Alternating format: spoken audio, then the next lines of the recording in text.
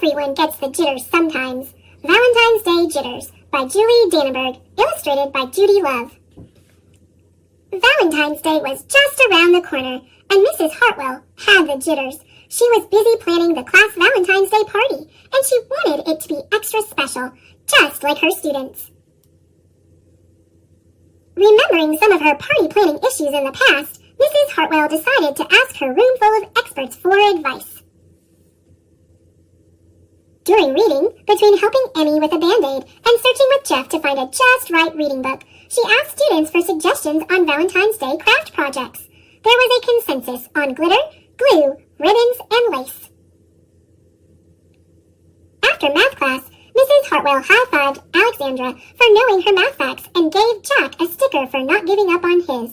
Then she asked the class for party game recommendations. Her students had lots of ideas. Some she could use, some she couldn't. As everyone lined up for recess, Mrs. Hartwell tied Andy's shoelace and reminded Sergio and Olivia to get their coats. Then she asked the students for advice on the perfect party treat. Cake! With extra frosting and lots of sprinkles. The night before Valentine's Day, Mrs. Hartwell worked hard to get everything ready for the party. The cake took a lot of time. It was very complicated. The next day, during lunch and recess, she bustled about, setting up the craft and the games. Can we see the cake? The students asked when they came in, excited for another one of Mrs. Hartwell's parties. It's going to be a surprise, she told them. That afternoon, the students handed out their Valentine's Day cards. Then Mrs. Hartwell got them started on the craft project. There was glitter, glue, ribbons, and lace. It turned out a little bit messier than Mrs. Hartwell had expected. Oh my, she said. Next up, games! Laughter rang out as students played Pin the Smile on the Teacher, Beanbag Heart Toss, and Candy Heart Bingo. It was a bit livelier than Mrs. Hartwell expected. Oh dear, she said. Finally, it was time for her extra special cake surprise. Mrs. Hartwell couldn't wait. She knew it would be the perfect ending to a less than perfect party. The students were definitely surprised. Is it supposed to look like that? Jack whispered to Maria. Oh no! Wailed Mrs. Hartwell. This party is a disaster! I wanted it to be extra special. I wanted to show you how much I care. For a minute, the students looked confused. Then they laughed. But you show us that every day, they said. Silly Mrs. Hartwell, said Alexandra, patting her on the back. The students decided to take charge. Some of them helped Mrs. Hartwell clean the frosting out of her hair and the glue off her shoes. Sort of. Some of them raced to clean up the mess. Sort of. And some of them fixed the cake. Sort of. But all of them took turns working on an impromptu Valentine for Mrs. Hartwell. They wanted it to be extra special, to show her how much they cared. Once again, the classroom rang with laughter. At the end of the day, the students gave Mrs. Hartwell their creation. Happy Valentine's Day, they cheered. Mrs. Hartwell smiled. It's perfect, she said. Just like you, Emmy said. Everyone agreed it was the best Valentine's Day party ever. Well, almost. Where are my shoes? I can't wait to see what extra special plans Mrs. Hartwell has for St. Patrick's Day.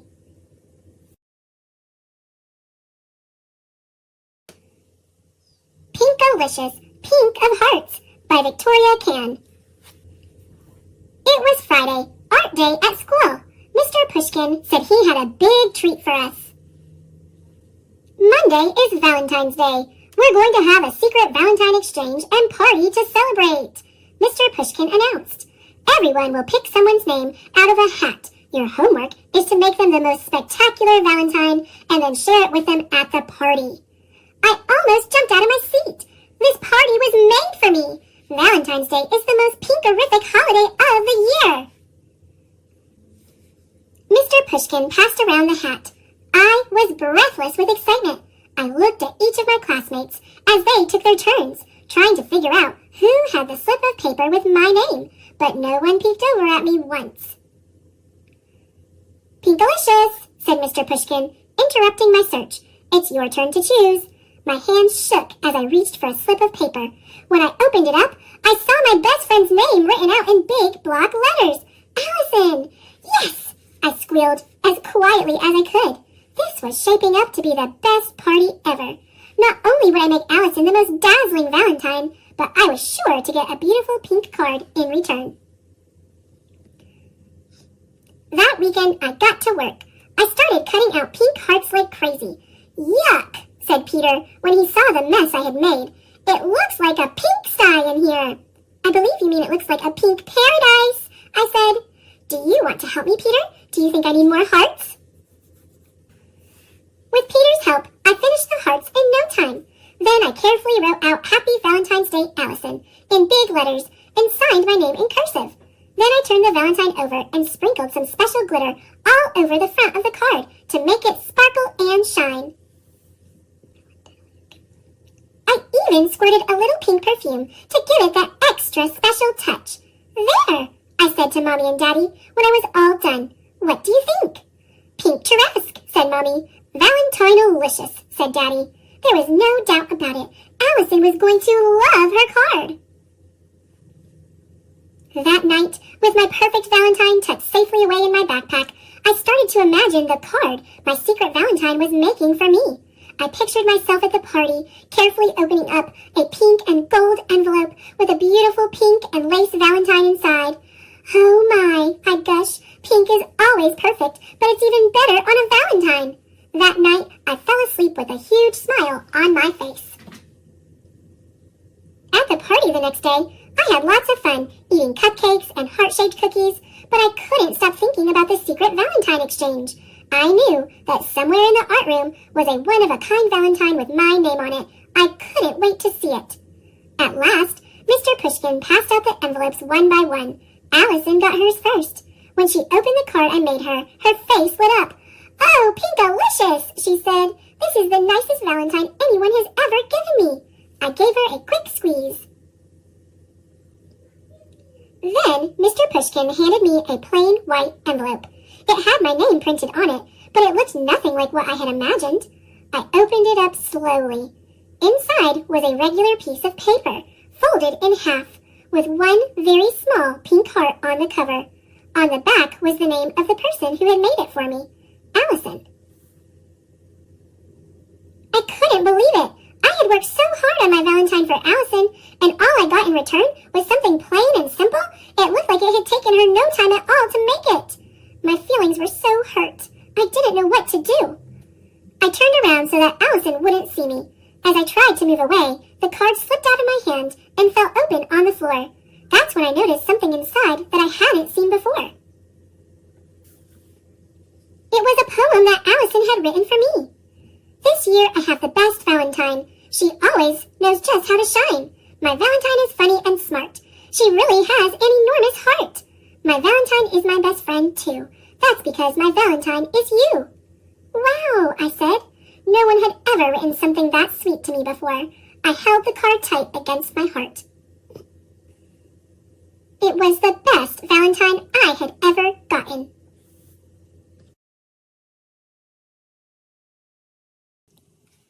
Fancy Nancy, Heart to Heart, based on the creation of Jane O'Connor and Robin Priest Glasser. Ooh la la! Valentine's Day is tomorrow. Almost everything about Valentine's Day is fancy. You can give someone you love a bouquet of flowers. A wreath made of paper hearts, a box of chocolates. Raspberry creams are my favorite. They are both pink and scrumptious. That is very, very tasty. And of course, Valentines. Bree and I are making Valentines for school tomorrow. They will be gorgeous. That's even more beautiful than beautiful. More sequins, I ask? Yes, a few more, Bree tells me. May I have another doily? Bree asks. I think doilies make anything look fancier.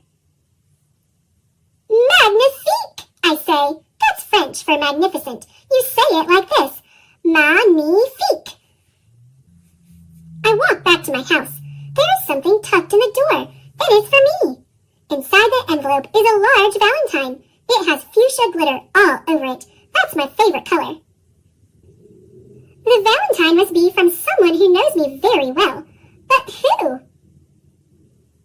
I must solve this Valentine mystery. First, I put on a mystery-solving ensemble. Then, I make a list of suspects. The Valentine cannot be from Bree. We were together all day. Robert could not have done it. He is home with a sore throat. My grandparents already sent me Valentines. Maybe I have a secret admirer. An admirer is someone who thinks you're really great. Now I need to find a clue. Suddenly, something on the floor sparkles. Fuchsia glitter. There is a trail. Mystery solved. My sister is my secret admirer. I give her a very big hug. I tell her the Valentine is magnifique. Then I give her a Valentine and the last raspberry cream chocolate.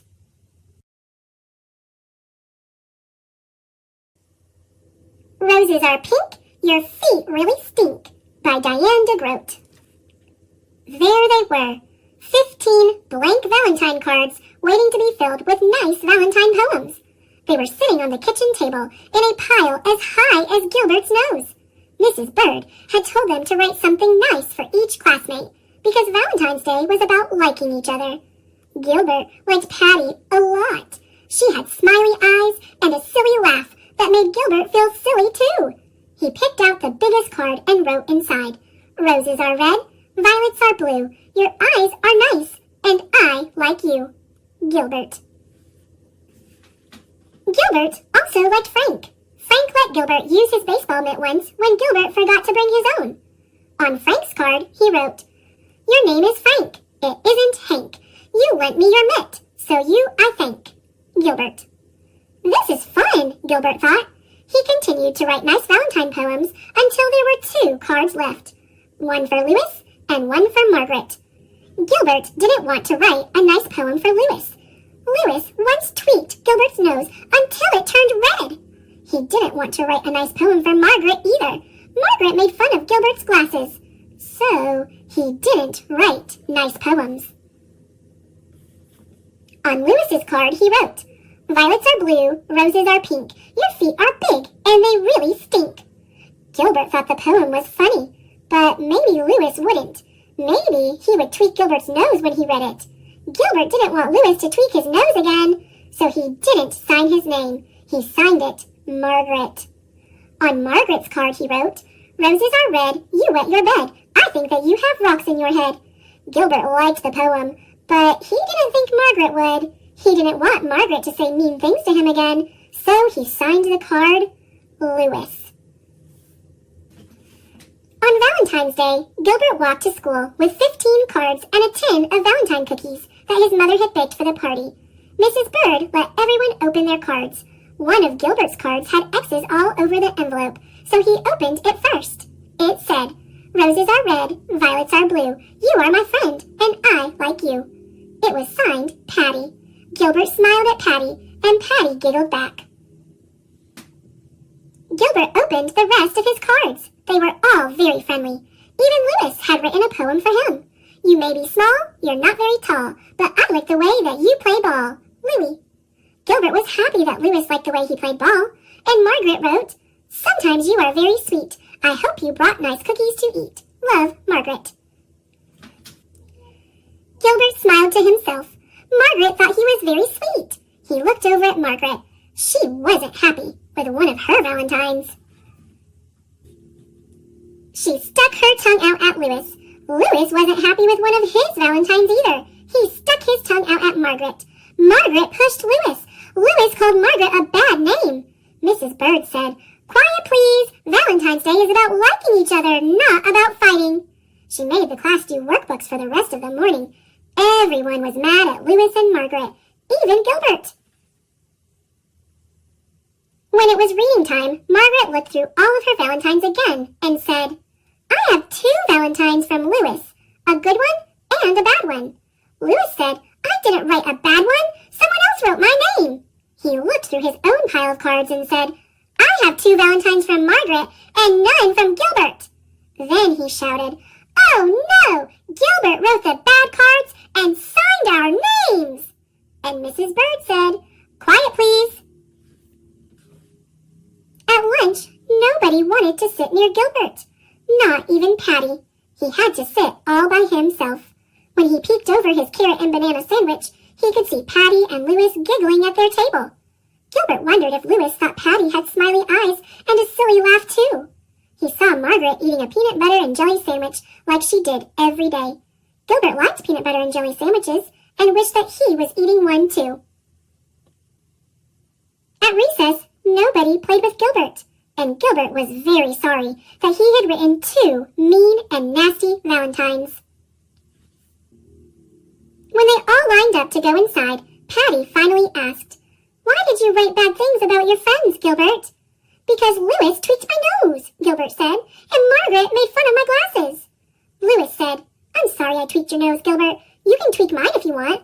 Gilbert gave Louis's nose a little tweak, but it didn't turn red. And Margaret said, "I'm sorry I made fun of your glasses, Gilbert. I will wear them for the rest of the day." She put on Gilbert's glasses, but she couldn't see anything, and Gilbert couldn't see anything, so she gave them back. In art class, Gilbert made 2 new Valentines out of red paper and lace. During spelling, Gilbert wrote a new poem for Louis. "Violets are blue, roses are pink. I'm sorry I said that your feet really stink." Then Gilbert thought of something nice about Margaret. He liked the way that she always smelled like peanut butter and jelly, so he wrote a new poem for her. "Roses are red, jelly is sweet. You smell as good as the sandwich you eat." Then, in math, Gilbert figured out that he had 364 days before he would have to write any more Valentines. Finally, it was time for the party. Gilbert gave the new cards to Louis and Margaret, and he passed out the cookies that his mother had baked. And each cookie said, "Happy Valentine's Day!"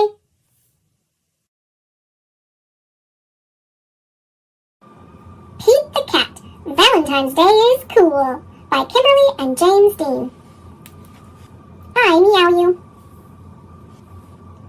It was the day before Valentine's Day, and Pete was riding his skateboard home when he saw his friend Callie. She was holding a big red heart that said, "Love."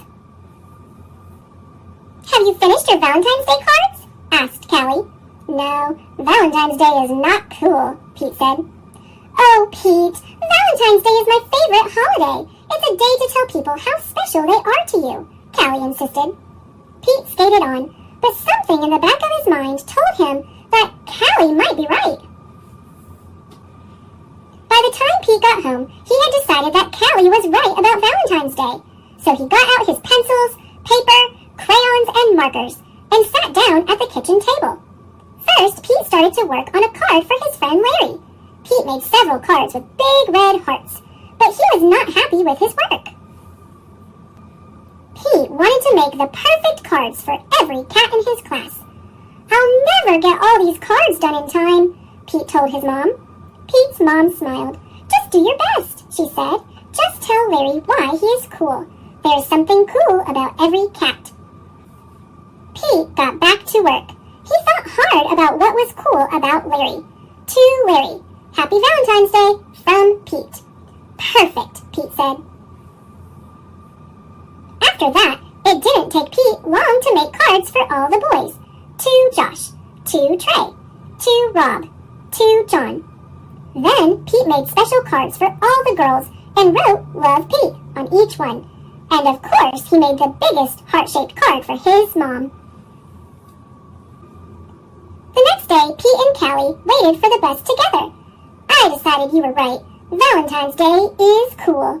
"That's awesome," Callie said. "By the way, I'm having a Valentine's Day party at my house after school if you want to come." The bus pulled up then, and Pete and Callie got on. Mr. Ted, the bus driver, smiled and said good morning, but as soon as they were in their seats, Pete put his head in his paws. "What's wrong?" Callie asked. "I forgot to make a card for Mr. Ted," he cried. Then Pete thought, "But I can make him an awesome card before we get to school." Pete pulled out a piece of paper and colored pencils from his backpack. He began to draw. "Happy Valentine's Day! Thanks for picking us up every day for school," Pete and Callie said as they handed Mr. Ted his Valentine. "Thank you," Mr. Ted told them. "You just made my day." "What about Mrs. Gold, the crossing guard? We need to make her a Valentine too," Pete practically shouted. "Let's do it," Callie said. "Let's make Valentines for everyone." Pete and Callie got super busy making cards for everyone. To Mrs. Gold. Happy Valentine's Day! After school, Pete went to Callie's party. He rang the bell, and then he froze. Callie opened the door, only to find her friend in a panic. "What's wrong, Pete?" "I forgot something very important," Pete admitted. "What?" Callie asked. "I just realized I forgot to make a card for you," Pete said. "That's okay, Pete. Cards are just a way of showing you care. Hanging out with you, that's way better than any card. This is the best Valentine's Day ever. And happy Valentine's Day to you. Love, Pete." Mr. Goat's Valentine by Eve Bunting and illustrated by Kevin Zimmer. Mr. Goat read the headline in the Goat Times. "It's Valentine's Day." He dropped his newspaper, jumped up, got his wallet and his cell phone, and put on his bird's nest hat. "I'm off to show my first love how much she means to me," he told his cat Beatrice. "Meow," Beatrice said, and yawned. On the way, Mr. Goat passed Miss Nanny Goat's weed stall. "I'll have a mixed bouquet," Mr. Goat said. "Crabgrass, pigweeds, and ragweed in that nice rusty can. They are for my first love. She's fond of a ragweed salad." "She will like the can, too," Miss Nanny Goat told him. Mr. Goat nodded. "Cans are tasty with a sprinkle of salt." He had only gone for a few more steps when he smelled a delightful smell. Mr. Pygmy Little Goat had a stall under a tree. He was selling his delicious rotten eggs. He had opened one as a sample. It lay on his counter, black and oozing. "Rotted for 2 years," he told Mr. Goat. "Guaranteed foul and disgusting." Mr. Goat drooled. "I'll take 4. 2 for my first love and 2 for me. We always share." He watched as Mr. Pygmy Little Goat arranged them in a red box and tied the box with a pretty red ribbon. "Perfect," Mr. Goat said. "They are so ripe I can smell them even through the shells. My first love and I will share the pretty red ribbon for dessert." He walked on, breathing in the delightful smell of rotten eggs with every step. Miss Skunk came by with her perfume cart. She sniffed hopefully. "What is that delicious smell?" she asked. "Rotten eggs," Mr. Goat said. Miss Skunk smiled. "They smell like me. May I try one?" "Sorry." Mr. Goat wound his front legs around his egg box. "These are for my first love. It's Valentine's Day." Miss Skunk cocked her head. "Do you have a Valentine's card for her?" "No, I have presents." "Too bad. For Valentine's Day you need a card." Miss Skunk sprayed Mr. Goat. "This is for you, Mr. Goat. You'll smell nice for her. Nice as your eggs. Happy Valentine's Day." "Thank you, Miss Skunk." Mr. Goat sat under a tree and thought hard. Perhaps Miss Skunk was right. "I do not have a card for my first love," he told himself, "but I will compose a song and serenade her." It was shady and cool under the tree. He sat, thinking, and before long he had the words of a song. Hooray! He straightened his bird's nest hat and hurried on. Soon he came to the house of his first love. "Oh," he thought, "I hope she's home. I should have called first." Mr. Goat burst into song. "When I was a little kid, it didn't matter what I did. If I climbed too high and fell, you'd kiss the hurt and make it well. You have loved me from the start. I love you with all my heart." The door opened, and there she was. "Happy Valentine's Day, Mother." There was an old lady who swallowed a rose. By Lucille Calandro, illustrated by Jared Lee. There was an old lady who swallowed a rose. I don't know why she swallowed the rose, but that's how it goes. There was an old lady who swallowed some lace. She didn't race to swallow that lace. She swallowed the lace to tie to the rose. I don't know why she swallowed the rose, but that's how it goes. There was an old lady who swallowed some glitter. She wasn't a quitter to swallow the glitter. She swallowed the glitter to trim the lace. She swallowed the lace to tie to the rose. I don't know why she swallowed the rose, but that's how it goes. There was an old lady who swallowed some candy. It was fine and dandy to swallow that candy. She swallowed the candy to garnish the glitter. She swallowed the glitter to trim the lace. She swallowed the lace to tie to the rose. I don't know why she swallowed the rose, but that's how it goes. There was an old lady who swallowed a jewel. She wasn't a fool to swallow that jewel. She swallowed the jewel to brighten the candy. She swallowed the candy to garnish the glitter. She swallowed the glitter to trim the lace. She swallowed the lace to tie to the rose. I don't know why she swallowed the rose, but that's how it goes. There was an old lady who swallowed some hearts. She showed her smarts by swallowing those hearts. She swallowed the hearts to surround the jewel. She swallowed the jewel to brighten the candy. She swallowed the candy to garnish the glitter. She swallowed the glitter to trim the lace. She swallowed the lace to tie to the rose. I don't know why she swallowed the rose, but that's how it goes. There was an old lady who swallowed a card. It wasn't hard to swallow the card. It brought the old lady so much happiness that she smiled and laughed and blew a big kiss. Happy Valentine's Day! Love, the old lady. Love, Ruby Valentine by Lori Friedman, illustrated by Lynn Avril Cravath. Deep in the heart of Heartland, in a house of oak and pine, with her feathered friend named Lovebird, lived Ruby Valentine. Now Ruby had a favorite day, and Valentine's was it. According to all who knew her, this day was a perfect fit. Ruby loved to say, I love you, and she loved to say, be mine, and she loved to sign her hearts and cards, love, Ruby Valentine. Valentine's was Ruby's chance to do what she loved best. As the special day drew closer, Ruby would not stop to rest. With 5 days until Valentine's, Ruby started making cards. She and Lovebird sprinkled glitter. They curled ribbons by the yards. With 4 days down and counting, Ruby and Lovebird began to bake. They cut out heart-shaped cookies. They iced heart-shaped cakes.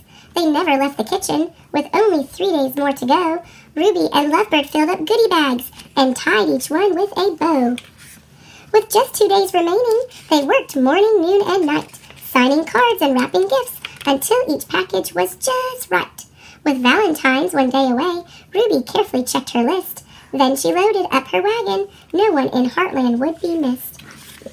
The night before Valentine's Day, Ruby chose what she would wear. She tried on her purse and shoes. She washed and curled her hair. When everything was in order, Ruby made a special sign. It sat high atop her wagon in red, Love, Ruby Valentine. Tired from all her hard work, Ruby lay down on her bed. She hadn't planned to stay long, just to picture the day ahead. But when she closed her eyes, Lovebird scarcely made a peep. She snuggled up next to Ruby, and they both fell fast asleep. They slept right through the morning and on into afternoon. They slept right past the evening. They never saw the moon. And when they finally awoke, Ruby saw with dread the date. That was when she realized she was very, very late. I can't believe I missed Valentine's. Now I'll have to wait a year to tell everyone I love them. Ruby wiped away a tear. She slowly picked up cards and started putting gifts away. That's her bird. When in a squawky voice, Lovebird said, let's go today. That's her bird. His name is Lovebird. Ruby looked at Lovebird. Folks won't like this one bit. It's the 15th, not the 14th. They're sure to pitch a fit. But Lovebird kept on squawking, so Ruby made a choice.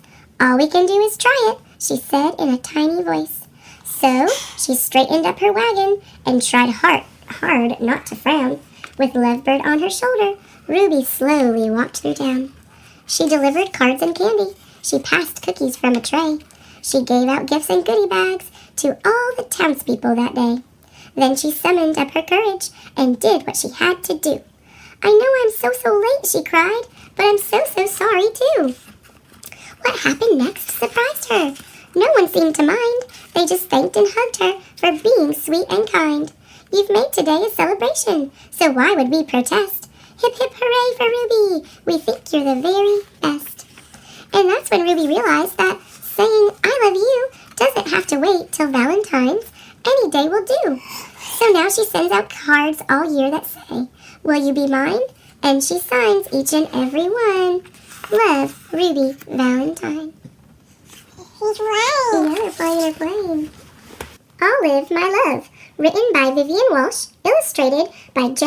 Otto Siebold. One afternoon, Olive was baking her favorite treat, dog biscuits. Baking made Olive's kitchen feel warm and smell sweet. When the biscuits were done, Olive lay down in a sunny spot to take a nap. Now I feel warm and sweet too, thought Olive. She was nearly asleep when she thought she heard someone calling her name. She perked up her ears and listened. Someone was singing, "My love to you." "Ah-woo," Olive sang along. It is something dogs have to do. It was her friend Dexter, the winged dog. A dog with wings that sings, thought Olive. I like that. He was singing really loud now. "Olive, my love, Olive, my love."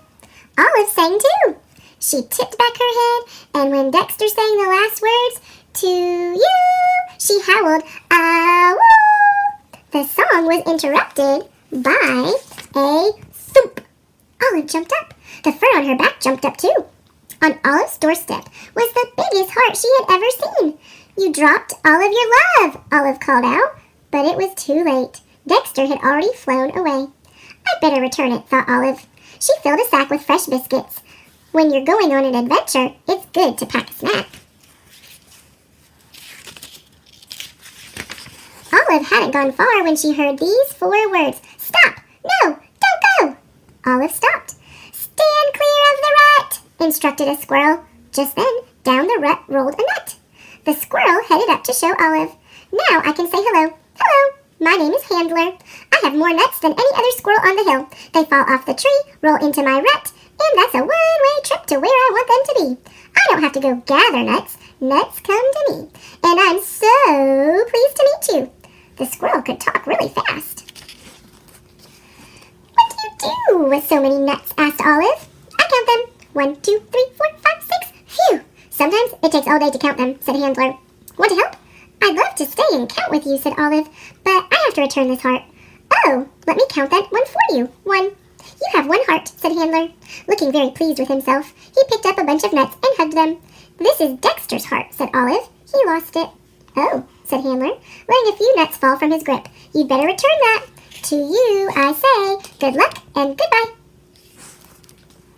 Olive pushed the heart. Olive pulled the heart. This was hard work. Olive was tired. She decided it was time to reward herself with a treat. As she chewed on her biscuit, she heard a voice say, 8, 9, and 10. It was Handler. Olive had hardly moved. Dexter's heart was really big. "Handler, do you know a horse or a mule who lives nearby? Some kind of animal that can carry something big," said Olive. "An elephant would be good." Handler didn't like counting nuts anymore. He felt like helping Olive. "We could take my car," said Handler. "Which way?" asked Handler. "Ruff," said Olive, sniffing the air. Olive pointed the way. It's something dogs can do. Olive likes to ride in cars. She loved to sit by the window. They drove up the hill. Olive could see Dexter's house. "It's just on the other side of that cliff," Handler said. "Cliff? Like this. The heart is flying." Olive yelped. Down. "Stop! No! Handler, don't go!" Handler hit the brakes. The car jerked to a stop. The heart, not knowing any better, kept going. It shot forward toward the cliff, and then it froze in mid-air. It was caught in some kind of net. "What is that in my web?" asked a spider. "It's Dexter's heart," said Olive. "He lost it." "Oh," said the spider. "You'd better return that." "We're trying to," said Handler. "Can we drive there?" "Impossible. No car can make it across the steep ravine. Even Dexter can't drive to his house. He flies. I wonder if I can help. My name is Weaver." Weaver began to wind silk thread around some branches. "Weaving helps me think," she explained. She made a hammock. "Swinging in a hammock helps me to think too." Olive thought for a while, and then she said, "A treat helps me think." She opened her sack of biscuits. Handler had brought some treats too. "Would anyone like a nut chew?" asked the squirrel. "Oh, achoo!" said the spider, sneezing. "I'm allergic to nut chews. Would either of you like a fly wing?" Oddly enough, both Olive and Handler were allergic to fly wings. "Fly wing," said Weaver. "That's it! Flying!" She turned her hammock over and stretched it back. A slingshot can kabolt you over the ravine. You can fly to Dexter's house. Only a very brave dog could do that, said Handler. Olive looked at the heart and thought about her friend Dexter, the dog with wings that sings. Olive was a brave dog. 1, 2, off she flew! There she goes. Thump! Dexter opened his door and saw a huge heart lying there. I've brought your heart back, said Olive. My heart? Asked Dexter.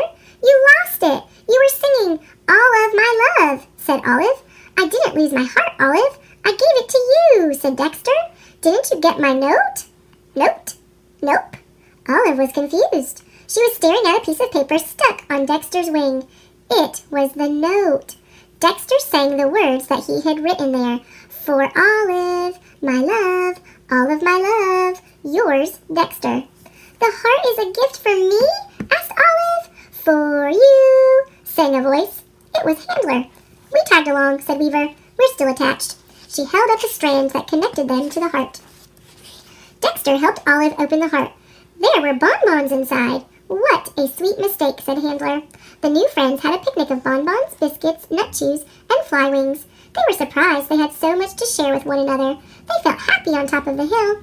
They felt like they were on top of the world. The end. Look at all those hearts. Thanks for watching. Click subscribe.